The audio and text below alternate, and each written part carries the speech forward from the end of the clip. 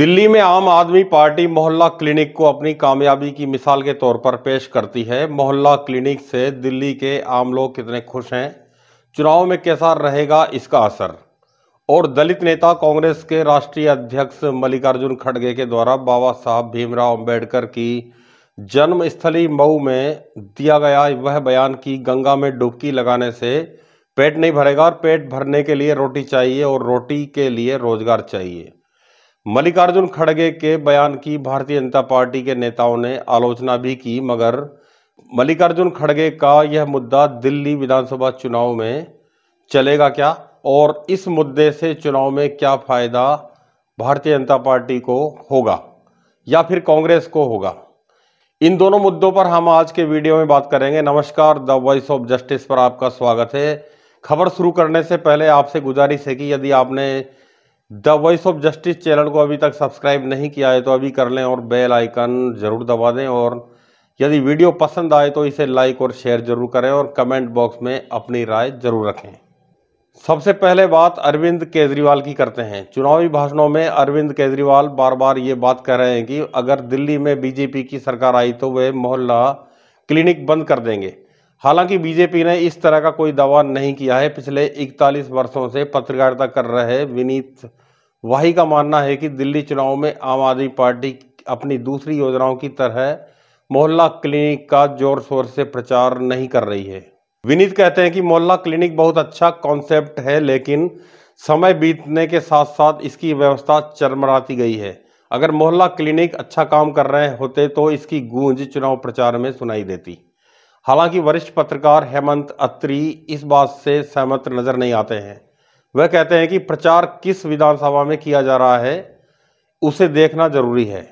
अगर नई दिल्ली में चुनाव प्रचार होगा तो वहां उस तरह से मोहल्ला क्लिनिक का जिक्र नहीं होगा जैसा जिक्र बुराड़ी या नजफगढ़ विधानसभा क्षेत्र में होगा।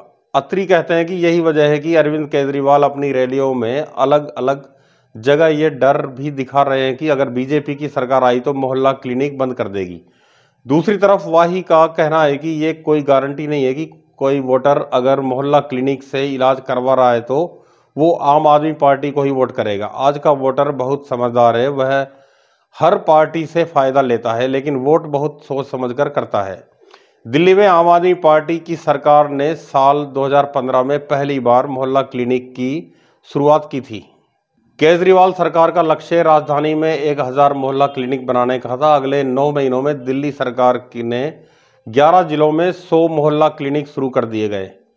सरकार का मकसद राजधानी में 1000 ऐसे क्लिनिक बनाना है। इस टारगेट को फिलहाल पूरा नहीं किया जा सका है। यहाँ मरीज मुफ्त में इलाज करवा सकते हैं। स्वास्थ्य विभाग के मुताबिक मोहल्ला क्लिनिक में 212 तरह के लैब टेस्ट और 100 से ज़्यादा दवाएं मुफ्त में दी जाती हैं। दिल्ली के स्वास्थ्य विभाग के मुताबिक राजधानी में 518 मोहल्ला क्लिनिक हैं, जिसमें से ज़्यादातर सुबह 8 बजे से लेकर दोपहर 2 बजे तक खुले रहते हैं। वहीं 25 ऐसे क्लिनिक भी हैं जो शाम के वक्त खुलते हैं। विभाग के मुताबिक हर साल 1 करोड़ से ज़्यादा मरीज मोहल्ला क्लिनिक में इलाज के लिए आते हैं। आंकड़ों के मुताबिक साल 2020-21 में करीब 1 करोड़ 50 लाख मरीज ओपीडी के लिए आए। वहीं इस दौरान करीब 5 लाख लैब टेस्ट किए गए। स्वास्थ्य विभाग के मुताबिक आम आदमी मोहल्ला क्लिनिक प्रोजेक्ट को साल 2018 में 93 करोड़, 2019 में 100 करोड़, 2020 में 150 करोड़ और साल 2021 में 345 करोड़ रुपए आवंटित किए गए थे।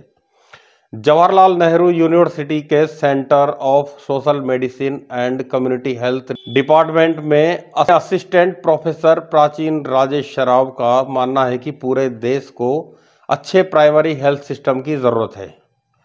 राजेश राव कहते हैं कि मोहल्ला क्लिनिक के नाम से दिल्ली में एक बड़ा नेटवर्क स्थापित हुआ है। जनता को प्राइमरी हेल्थ केयर मिल रही है। इसका सबसे बड़ा फायदा यह है कि लोकल स्तर पर ही बीमारियों का इलाज हो पाता है और बड़े अस्पतालों पर बोझ कम पड़ता है। वह कहते हैं कि सुधार की गुंजाइश हमेशा होती है, लेकिन आइडिया के तौर पर इस तरह की स्वास्थ्य सुविधाएं किसी भी समाज के लिए बेहतर है। इनकी मदद से नई बीमारियों को समय से पकड़ा जा सकता है।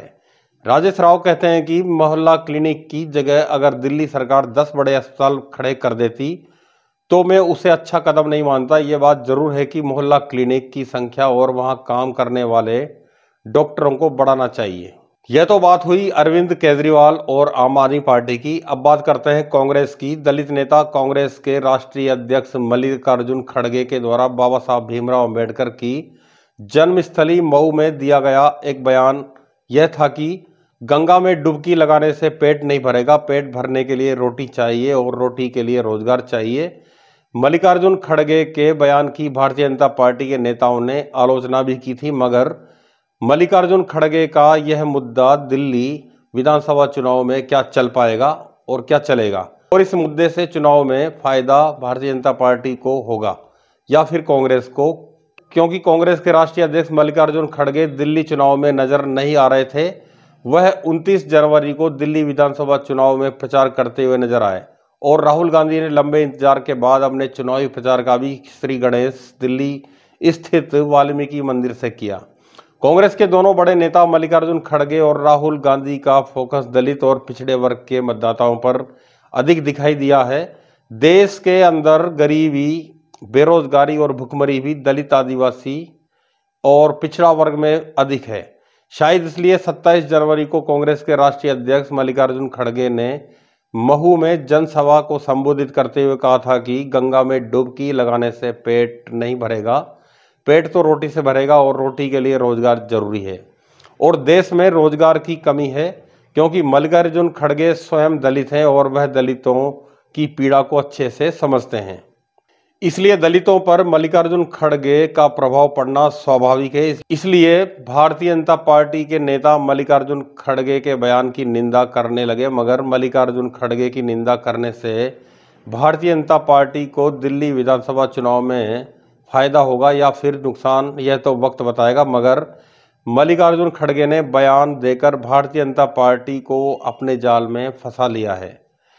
भारतीय जनता पार्टी के नेता मल्लिकार्जुन खड़गे के बयान को लेकर आलोचना करेंगे, उसका नुकसान कांग्रेस को नहीं होगा बल्कि भारतीय जनता पार्टी को अधिक होगा, क्योंकि मल्लिकार्जुन खड़गे ने यह बयान उस पावन धरती से दिया था जिस धरती को दलित, आदिवासी और पिछड़ी जाति के लोग पूजते हैं और बाबा साहब अम्बेडकर को अपना भगवान मानते हैं। और बाबा साहब अम्बेडकर ने भी अपने समाज के लोगों को रोजगार मिले, शिक्षा मिले और भूखे नहीं सोए, इसके लिए संघर्ष किया था। 27 जनवरी को बाबा साहब की जन्मस्थली पर दलित नेता मल्लिकार्जुन खड़गे ने भी बाबा साहब की इस बात को दोहराया था जो चिंता बाबा साहब को दलितों को लेकर थी।